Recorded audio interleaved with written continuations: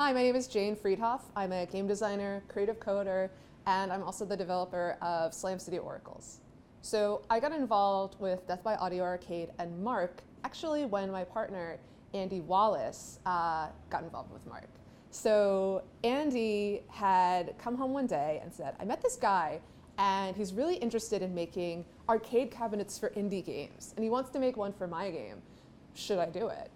And I, of course, was like, yes, absolutely. Only a fool would say no to that, right? Because we had grown up in arcade cabinets. We had spent all of our time and our money playing arcade games. And so the idea of one of us having an arcade cabinet, something that lived in the world in the same way, something that could live in an arcade like all the games that we played and loved, felt so special and so unique. It's not the kind of opportunity that comes around every day. So I told him, absolutely, he should do it. And he did. And then about, I think, a year later, Mark approached me and asked if I wanted to have my game in an arcade cabinet. So, of course, I said yes. And it's been a really amazing experience since then. A lot of game development is a very solo process. Even if you're working in a team, typically you're working remotely, you're not always in the same room. A lot of your time is spent alone, right? And you kind of put this thing on a server and people sort of see it and downloaded it in other places where you aren't, right? So you don't always get to see the effect that your game has on other people.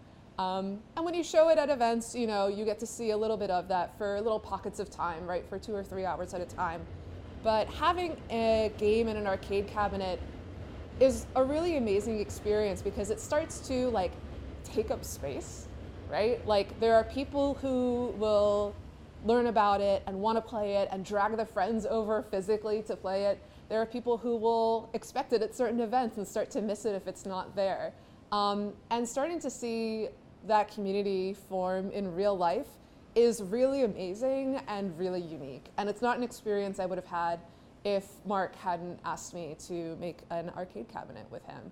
So I'm super excited for Wonderville. I can't wait to see those communities that form around the games that we already have in our collection, but also all the games that we want to add to our roster of arcade cabinets.